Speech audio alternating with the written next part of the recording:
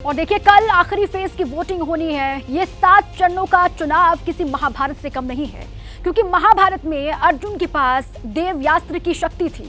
उसी तरह 4 जून से पहले सभी नेता खुद को भक्ति की शक्ति के कवच से लैस करने में लगे हुए हैं। लेकिन सवाल यह है कि क्या भक्ति से जीत की शक्ति मिलेगी?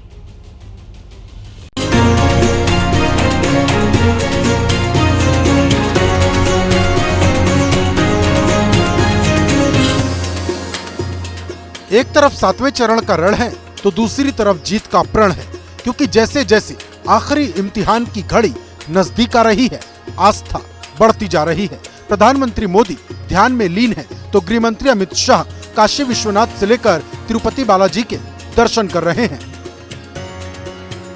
बीजेपी के राष्ट्रीय अध्यक्ष जेपी नड्डा बिलासपुर में अपनी कुल देवी नैना देवी के विधि विधान से पूजा करते नजर आए। केंद्रीय मंत्री पीयूष गोयल राजस्थान के मेहंदीपुर बालाजी के दर्शन कर रहे हैं। उनके साथ लोकसभा स्पीकर ओम बिरला और राजस्थान के मुख्यमंत्री भजन लाल भी दिखाई दे रहे थे। उधर चिराग पासवान रामलला के दर्शन करने अयोध्या पहुंचे तो खुद को पीएम मोदी का हनुमान बताने लगे।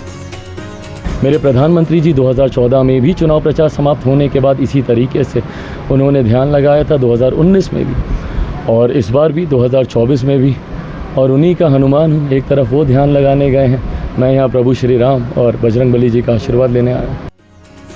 दरअसल नतीजे से पहले हर कोई खुद को आशीर्वाद के कवच से लैस कर लेना चाहता है। इस कतार में कांग्रेस महासचिव प्रियंका गांधी भी पीछे नहीं है, जो शिमला के प्रसिद्ध जाखू मंदिर में दर्शन करती दिखाई दी। उनके साथ उनकी बेटी मीराया वाड्रा भी नजर आ रही हैं। लेकिन सवाल बड़ा है, क्या भक्ति से जीत की शक्ति मिलेगी, और अगर मिलेगी तो किसे?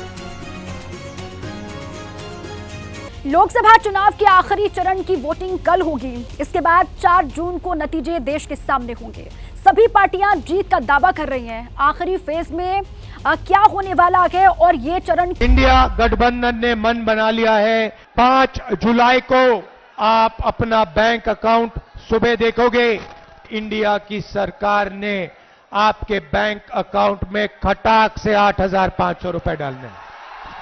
खटाखट खटाखट खटाखट खटाखट अंदर। 2019 के नतीजे देखेंगे तो आपको पता चल जाएगा, ये चरण हर किसी के लिए अहम है।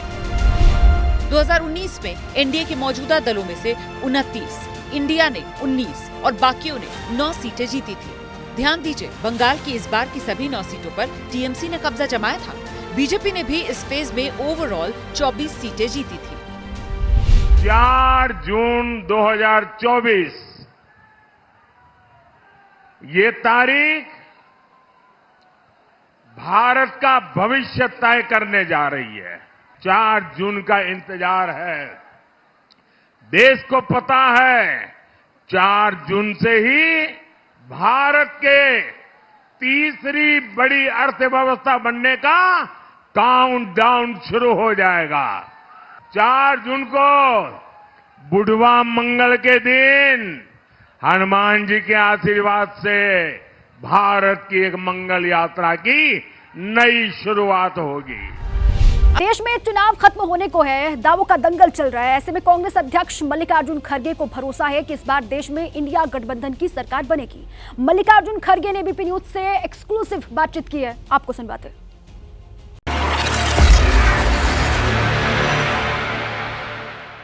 खड़गे साहब, मैं आज आपसे पूछूं कि इतनी सभाएं करने के बाद लेंथ एंड ब्रेथ पूरा अपनी कंट्री का घूम लिया, आपको क्या लगता है, क्या आंकड़े आप दे सकते हैं? कांग्रेस पार्टी को कितनी सीटें आएंगी, इंडिया अलायंस कितनी सीटें पाएगा? देखो, आंकड़े कोई भी एग्जैक्टली नहीं बता सकता। ये नेचुरली सरकार लाने के लिए जितना नंबर होना चाहिए वो क्रॉस करेगी।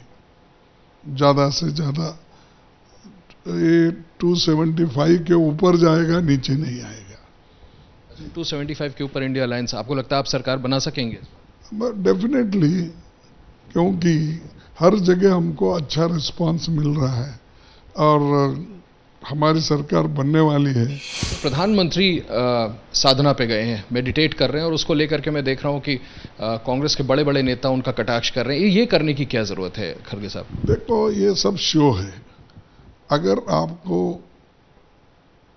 घर में बैठ के भी आप करते, तुम्हारे घर में तो कोई आते नहीं, सारे तरफ पुलिस ही पुलिस रहती है, तो घर में आप करो ना, जो ध्यान लगाना है ध्यान लगाओ, या कोई पश्चाताप की बात है वो भी आप कर सकते हो। मैं पश्चाताप करता हूँ कि कॉन्स्टिट्यूशन को मैंने ऐसा ट्रीट किया, डेमोक्रेसी ऐसा ट्रीट किया, किसानों को ये करा। पश्चाताप का अगर ये ध्यान है तो ठीक है, लेकिन अब वहाँ विवेकानंद इस पे जाना, टीवी लेके जाना, 10 कैमरे, इसका मतलब क्या है? क्या है? तमाशा है ये। आपको करना है तो ये अपना कैमराज हटाओ, लोगों को हटाओ, अकेले बैठ के। क्या विवेकानंद जब तपस्या करते तो टीवी लेके जाते थे? हाँ, साहब आप इसको तमाशा कह रहे हैं, मैं आपसे एक चीज़ पूछना चाहता हूं। आपने कल एक दिन बाद इंडिया अलायंस की जो बैठक बुलाई है सर, वो क्या स्ट्रैटेजी, किस लिए आपने बैठक बुलाई है, और क्या कोई ऐसा इंडिकेशन कांग्रेस पार्टी की तरफ से सरकार बनाने को लेकर के कल की मीटिंग में कंक्लूसिवली डिसाइड होने वाला? नहीं, ये तो इनफॉर्मल मीटिंग है। जो काउंटिंग के दिन हमारे लोग कैसा सतर्क रहना चाहिए। इसमें ममता बनर्जी जी और उद्धव ठाकरे साहब नहीं आ रहे हैं, इसको कैसे रीड करें?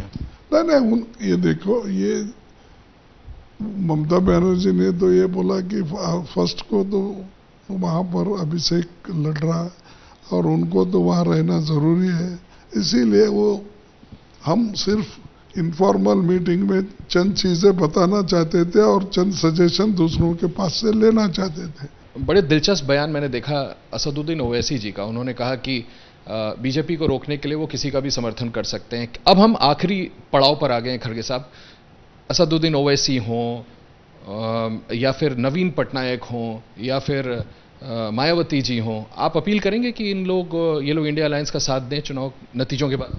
देखो, पहले नतीजे आने दो, उसके बाद में जो गठबंधन में नहीं थे उनके साथ क्या बात करना, क्या वो गठबंधन के लोग डिसाइड करेंगे। नवीन पटनायक साहब के बारे में सर? सबको देखो, हमको शक्ति देने के लिए अगर कोई उस वक्त आता जिस वक्त कम गिरेगी या ज्यादा भी हो गया तो उस वक्त बात करेंगे। अब जो होने वाला आगे है उसकी बात अभी हम करें तो अच्छा नहीं दिखता मुझे।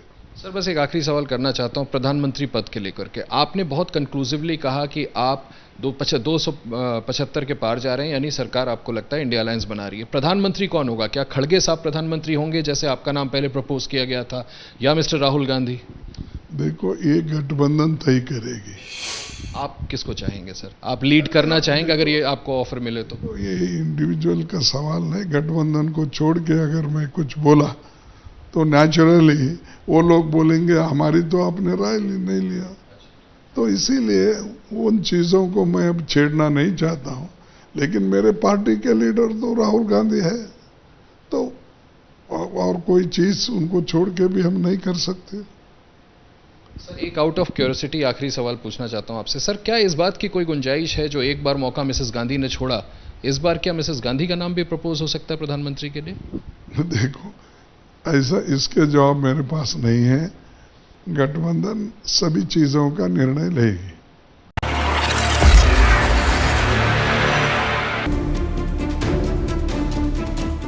नमस्कार, मैं हूं दिबांग। एबीपी न्यूज के स्पेशल इंटरव्यू में मेरे साथ बेहद खास मेहमान दिल्ली के मुख्यमंत्री अरविंद केजरीवाल। नमस्कार।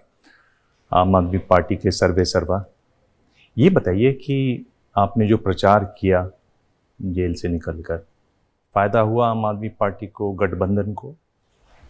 होना तो चाहिए। जैसे गीता में लिखा है कि कर्म करते जाओ, हमने अपना कर्म पूरा किया, बाकी फल तो ऊपर वाले के हाथ में, जनता के हाथ में। जनता जनार्दन। कैसा रिस्पॉन्स था लोगों का? रिस्पॉन्स बहुत अच्छा था।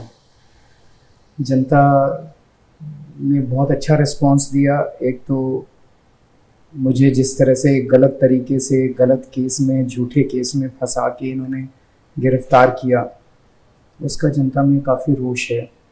जनता उसको, इनको काफ़ी बैकलैश हुआ है। लोगों को समझ नहीं आ रहा कि प्रधानमंत्री जी को हो क्या गया। ऐसी और आजकल तो इनका अहंकार इतना बढ़ गया है कि प्रधानमंत्री जी कह रहे हैं कि मैं अपनी माँ के पेट से पैदा नहीं हुआ था, मैं भगवान का अवतार हूँ, मैं पृथ्वी पे प्रकट हुआ था।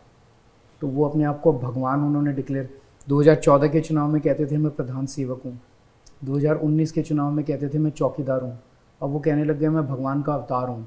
इतना अहंकार बढ़ गया, तो जनता को तो कुछ समझते ही नहीं। पर ये बताइए, ये जो इंडिया की पार्टियां हैं उसमें थोड़ा अननेचुरल भी है। मैं बात कर रहा हूँ कांग्रेस पार्टी की। आप दिल्ली में लड़ते हैं जो आपका गढ़ है, पंजाब जहाँ आपकी सरकार है वहाँ आप अलग अलग लड़ते हैं, दिल्ली में लड़ते हैं एक साथ बीजेपी के साथ। तो ये चुनाव देश को बचाने का चुनाव है। तो हम सारी पार्टियां जो इकट्ठे हुए हैं वो केवल और केवल देश को बचाने के लिए, जनतंत्र को बचाने के लिए, संविधान को बचाने के लिए इकट्ठे हुए हैं। पर बीजेपी का कहना है कि वो जो गिरफ्तार कर रहे हैं वो करप्शन के मामलों में गिरफ्तार कर रहे हैं लोगों को। मेरा केस लेते हैं, मेरे केस में ये कह रहे हैं कि शराब घोटाला हुआ, शराब घोटाले में 100 करोड़ की रिश्वत ली, कहाँ है वो पैसा? इन्होंने 500 जगह रेड मारी, एक नई चवन्नी नहीं मिली, एक पैसा नहीं मिला कहीं भी। वही तो वो कह रहे हैं कि आप बहुत अनुभवी हैं। मान ले तो इनकी सारे सीबीआई वाले निकम्मे हैं, इनके सारे ईडी वाले निकम्मे हैं। चलो मान लो मैं अनुभवी हूँ और इनके पास कोई सबूत नहीं, तो ऐसे थोड़ी पकड़ सकते हैं किसी को। बस मोदी जी को सपने में आया कि केजरीवाल चोर है तो पकड़ लूंगा मैं। पर वो कह रहे हैं अभी जांच चल रही है। हाँ, जांच चल रही है ना, चल रही है। अभी मेरे खिलाफ कुछ अभी मेरे खिलाफ कुछ साबित तो नहीं हुआ ना? नहीं, साबित तो नहीं हुआ अभी, वो तो कोर्ट में होगा। तो वो तो कोर्ट में होगा। मेरे को गिरफ्तार फिर कैसे कर लिया? कोर्ट ने भी खुद कहा कि इसमें जो सप्लीमेंट्री चार्जशीट दायर होती है, लोगों को गिरफ्तार होता है, इस पर सोचना चाहिए, है ना। गृह मंत्री जी से मैंने इंटरव्यू किया, उन्होंने कहा कि सोचना चाहिए, पर उन्होंने ये कहा कि भ्रष्टाचार के खिलाफ कानून में कोई डाइल्यूशन नहीं होना चाहिए। ये कानून भ्रष्टाचार के खिलाफ नहीं है, ये कानून विपक्ष के खिलाफ है। ऐसा कैसे कानून है? एफआईआर होगी और सारे जेल के अंदर, उसके बाद जांच होगी, उसके बाद मुकदमा चलेगा, मुकदमे में निर्दोष होगे तब जेल से बाहर आओगे। ये तो कानून पूरी दुनिया में नहीं है। तो आपकी सरकार आएगी तो आप ये कानून बदलेंगे? बिल्कुल बदलेंगे, सारा कानून भी बदलेंगे, सिस्टम को चेंज करेंगे। पर ये जो आपने बात की कही कि सबूत होने चाहिए, जांच होनी चाहिए, आप भी आरोप लगाते थे उन लोगों के खिलाफ जो आपके साथ बैठे रहते हैं आजकल ऐसा नहीं इंडिया कहा कि गठबंधन बिना में। सबूत के और बिना जांच के किसी को अंदर कर दो, मैंने कभी ऐसा नहीं कहा। किसी ने अगर भ्रष्टाचार किया, मैं हमेशा लोकपाल बिल जिसके लिए लड़े उसमें सबसे पहला प्रावधान था भाई आप जल्दी जांच पूरी करके जल्दी मुकदमा करके दोषियों को सजा दो। अभी तो मुकदमा शुरू भी नहीं हुआ, इसमें 450 विटनेस हैं, 76,000 पेज हैं, 25 साल चलेगा ये मुकदमा। तो 25 साल हम जेल में रहेंगे, मैं मनीष सिसोदिया हम जेल में रहेंगे। ये कौन सा कानून है? उनका सपना है मोदी जी का कि इस देश में केवल एक ही नेता होगा, नरेंद्र मोदी जी। बाकी अपनी पार्टी वालों को भी सबको उन्होंने पैदल कर दिया, विपक्ष को सबको जेल में। आपको कहीं ना कहीं डर है कि आप 25 साल तक जेल में रहेंगे? ऊपर वाला साथ है मेरे, मैं आज देश को बचाने के लिए अंदर जा रहा हूँ। पूरी जिंदगी भी अगर मुझे देश के लिए जेल में रहना पड़े, मुझे कोई गम नहीं है, फक्र है मुझे। ये आप बार बार कहते हैं, पर मैं समझना चाहता हूँ, आप जेल जाएंगे तो देश कैसे बचेगा? देश बचेगा क्योंकि उसके खिलाफ आवाज उठेगी, उसके बारे में लोग जानेंगे। कि अब जब मैं अंदर गया, लोगों ने कहा यार शरीफ आदमी है, अच्छा आदमी है, इसको बताओ जेल भेज दिया, तो लोग समझेंगे, पूरे देश के अंदर आवाज उठेगी, जरूर बचेगा देश। आप जैसे ही जेल से निकल कर आए, आपने तो प्रधानमंत्री नरेंद्र मोदी की छुट्टी कर दी। मैंने कहाँ छुट्टी कर दी? मैं तो मेरी कहाँ उनसे, वो बहुत बहुत बड़े आदमी हैं, देश के राजा हैं, मैं तो एक चौथाई स्टेट का अदना सा मुख्यमंत्री हूँ।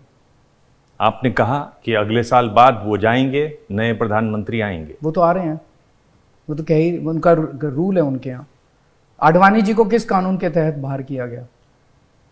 75 साल के हो गए थे इसलिए। मुरली मनोहर जोशी को किस कानून के तहत बाहर किया गया? 75 साल के हो गए थे इसलिए। या तो मोदी जी कहते हैं कि जो कानून बाकियों पे लागू होता है वो मेरे पे लागू नहीं होता। योगी जी, उनकी भी छुट्टी कर दी आपने। वो जब मैंने बोला कि योगी जी को 2 महीने के अंदर हटा दिया जाएगा, ये जो मैंने बोला है ये घर घर में चर्चा है। मैंने सब दबी आवाज में बोल रहे थे, मैंने मुखर होके बोल दिया, तो सब दबी सबके चर्चा है। और जब मैंने बोला उसके बाद किसी भी बीजेपी के नेता ने इसका खंडन नहीं किया कि केजरीवाल झूठ बोल रहा है, नहीं हम योगी जी को नहीं हटाएंगे, किसी ने खंडन नहीं किया। इसका मतलब उनकी पूरी प्लानिंग है इनको हटाने की। ये बात आपको किसने बताई? बताने की जरूरत ही नहीं है, आपको भी पता है, सबको पता है, घर घर में चर्चा है, दबी आवाज में सब बात कर रहे हैं। मैंने हिम्मत करके सबके सामने बोल दिया, इतना ही किया मैंने। पर ये तो चर्चा पंजाब के लिए भी है कि भगवंत मान को हटाएंगे और राघव चड्ढा को बनाएंगे। अमित शाह जी हटाना चाह रहे हैं। अमित शाह जी अभी बोल के आए हैं, 117 में से 92 एमएलए हैं हमारे। क्या प्लान है उनका, क्या षड्यंत्र है उनका? ईडी भेजेंगे, सीबीआई भेजेंगे, पंजाबियों को खरीदने की कोशिश करेंगे। वो तो एक बात है, मैं ये कह रहा हूँ ये जो घर घर बात चलती है, जो सत्ता के गलियारों में जो चर्चा चलती है, उसमें ये चर्चा चली कि भगवंत मान को हटाएंगे आप वाले और राघव चड्ढा को। बीजेपी की फैलाई हुई है, दूर दूर तक कोई ऐसा हो सकता है? भगवंत मान एक बेहद पॉपुलर लोकप्रिय मुख्यमंत्री हैं, राघव चड्ढा का दूर दूर तक कोई रोल ही नहीं है। एक बड़ा जो इनकी बात है, जो घर घर में चर्चा है, इन्होंने शिवराज सिंह चौहान को हटाया कि नहीं हटाया? वसुंधरा राजे को हटाया, रमन सिंह को हटाया, देवेंद्र फडणवीस को पैदल कर दिया, खट्टर साहब को हटा दिया। कोई बचा है बीजेपी के अंदर? अब एक ही बचा आदमी, योगी आदित्यनाथ, जो इनको चैलेंज कर रहा है। पूरा देश जानता है कि अमित शाह जी की और मोदी जी की बनती नहीं है योगी आदित्यनाथ की। मेरे को कहने की क्या जरूरत है? पर ये बताइए कि एक मुद्दा जो बहुत बड़ा मुद्दा हुआ, जो बहुत बड़ा स्कैंडल हुआ, लेकिन वो उछला ही नहीं, इलेक्टोरल बॉन्ड्स का। मैंने सारे नेताओं से हर बार इस पर सवाल पूछे जब मैंने इंटरव्यू किए। क्या इसलिए नहीं उछला क्योंकि इंडिया गठबंधन की जो बहुत सारी पार्टियां हैं वो भी उसमें कहीं ना कहीं चंदा पाई हुई हैं, किसी का दामन साफ नहीं है इसमें? नहीं, ऐसा नहीं है। अगर किसी हमारे चंदे में इतनी सी भी गड़बड़ होती तो ये छोड़ने वाले थे क्या? ये जो इलेक्टोरल बॉन्ड का स्कैम है, ये कोई एक स्कैम नहीं है, इसमें पता नहीं हजारों स्कैम इन्वॉल्व हैं। हर चंदा जो है अगर उसकी जांच की जाए तो उसमें कोई ना कोई स्कैम निकलेगा। आप जांच करवाएंगे? सरकार जरूर कराएंगे, बिल्कुल कराएंगे। पर उसमें तो अपने लोग भी पकड़े जाएंगे। जो मर्जी पकड़ा जाए, हमारे पकड़े जाएं, वो पकड़े जाएं, इसकी जांच होनी चाहिए। जिन लोगों ने भी भ्रष्टाचार किया उनको जेल जाना चाहिए। मैंने गृह मंत्री अमित शाह जी का इंटरव्यू किया और उन्होंने आपके बारे में बताया, वो मैं आपको पढ़ के सुना देता हूँ शब्द शब्द, ताकि इधर उधर ना हो, कि आप कट्टर ईमानदारी की बात करते हैं, लेकिन अरेस्ट के बाद आपने इस्तीफे का मॉरल ताकत नहीं है, क्योंकि आपको लगता है कि इस्तीफा दूंगा तो पार्टी बिखर जाएगी। आज तक भारत के इतिहास में ऐसा कभी नहीं हुआ। हमारे संविधान में भी इसकी व्यवस्था नहीं है, क्योंकि संविधान निर्माताओं को ऐसी निर्लज्जता की कल्पना ही नहीं थी कि कोई अरेस्ट होगा और इस्तीफा नहीं देगा। इनका पूरा प्लान ही यही था, इनका पूरा षड्यंत्र ही ये था कि केजरीवाल की सरकार गिरानी है और इसको इस्तीफा दिलवाना है। मोदी जी दिल्ली के अंदर आम आदमी पार्टी को नहीं हरा सकते, तो मोदी जी और अमित शाह जी ने मिलकर ये षड्यंत्र रचा। केजरीवाल को गिरफ्तार कर लो, वो इस्तीफा दे देगा, इनकी सरकार गिर जाएगी। मैंने इस्तीफा नहीं दिया, इनका पूरा प्लान फेल हो गया। मैं इस्तीफा नहीं दूंगा। मैं अगर इस्तीफा दूंगा तो ये इनका जो SOP है कि जहां ये किसी विपक्षी दल को हरा नहीं पाएंगे, जैसे वेस्ट बंगाल हो गया, तमिलनाडु हो गया, केरला हो गया, वहाँ के मुख्यमंत्री को झूठे केस में गिरफ्तार कर लेंगे और उसको इस्तीफा दिला देंगे और उनकी सरकार गिरा देंगे। केजरीवाल को पद की और कुर्सी की लालच नहीं है, मेरे को किसी पद का लालच नहीं है, लेकिन आज इनका पूरा प्लान है कि जिस विपक्षी दल को नहीं हरा सकते उसके मुख्यमंत्री को फर्जी केस में गिरफ्तार कर लो, उसकी वो इस्तीफा दे देगा और उसको। संविधान बनाने वालों ने ऐसी कल्पना नहीं की थी कि ऐसे षड्यंत्रकारी जो है हमारे देश के प्रधानमंत्री और गृह मंत्री बनेंगे। चलिए, ये आपकी तरफ से जवाब हो गया, उनसे पूछ लेना जब अगली बार। जी, मैं आपसे ये पूछ रहा हूँ कि एक और जो नया मामला आया है, किस तरह से खालिस्तानी संगठनों ने 130 करोड़ का आपको फंडिंग दी, NIA जांच की इसमें बात हो रही है, LG साहब ने लिखा है। LG साहब तो कुछ भी लिखते रहते हैं, वो तो उन्हीं के हैं, वो तो अगर कुछ नहीं लिखेंगे तो उनको पद से हटा देंगे। मुझे नहीं पता आपको क्या हो गया, क्योंकि एक मुद्दा है जिस पे आप कुछ बोल ही नहीं रहे हैं। क्या हो गया? ये मुद्दा है स्वाति मालीवाल का। मैं पूछ रहा हूँ कि जो भी हुआ ये तो कोर्ट डिसाइड करेगा, सब जुडिस मामला है, आप ये कहते रहे, मान लिया, लेकिन अगर आपकी पार्टी की सांसद, महिला सांसद इस तरह की बातें करे, आपने कभी कोशिश नहीं की उनसे जाके कम से कम मिलें, पूछें क्या हुआ? नहीं, अब मामला सब जुडिस अगर हो गया है, अगर मामला सब जुडिस नहीं होता, बात करते, अब तो कहा जाएगा कि मैं विटनेस को या इसको इन्फ्लुएंस करने की कोशिश कर रहा हूँ। तो मैं, एक वर्जन स्वाति जी का है, एक वर्जन विभव का है, दोनों वर्जन पुलिस के सामने है, दोनों वर्जन कोर्ट के सामने है। कोर्ट इसमें मैं उम्मीद करता हूँ न्याय करेगा। अगर ये दोषी हैं इनको सज़ा मिले, ये दोषी हैं इनको सज़ा मिले।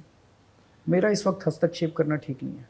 आप चुप इसलिए हैं क्योंकि एक स्ट्रेटेजिक चुप्पी है कि आगे कभी दरवाज़ा खोलना हो, स्वाति मालीवाल से बातचीत करनी हो, तो अभी मैं चुप हूँ, मैं कभी बोला नहीं। ये इस पोजीशन में आप रहना चाहते हैं? मैं एक्चुअली ऑनगोइंग इन्वेस्टिगेशन और जुडिशियल प्रोसेस में इंटरफेयर नहीं करना चाहता।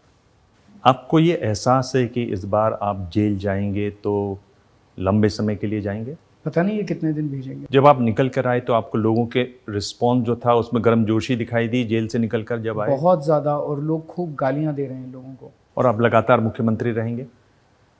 उसमें दो चीज़ें हैं। जो ये संविधान की बात कर रहे हैं, सुप्रीम कोर्ट में PIL फाइल हुई थी। PIL में कहा गया कि केजरीवाल को मुख्यमंत्री के पद से हटाया जाए क्योंकि वो जेल में है। सुप्रीम कोर्ट ने कहा ऐसा कोई प्रावधान नहीं है कि हम उन्हें हटाएं। तो अगर मैं मुख्यमंत्री हूं और मैं इस्तीफ़ा नहीं दे रहा तो मैं सुप्रीम कोर्ट से जाके अपील करूंगा, निवेदन करूंगा हाथ जोड़ के कि फिर मुझे मेरी बेसिक ड्यूटीज़ जेल में पूरी करने के लिए एनेबल किया जाए मुझे। आपको जाहिर है आप इंडिया गठबंधन के साथ है, आपको जीत की उम्मीद है, तो क्या आप राहुल गांधी को प्रधानमंत्री के रूप में स्वीकार करेंगे? जो भी पूरा गठबंधन बैठ के डिसाइड करेगा उसी को एक्सेप्ट किया जाएगा। और आपकी तरफ से कौन जाएगा मीटिंगों में?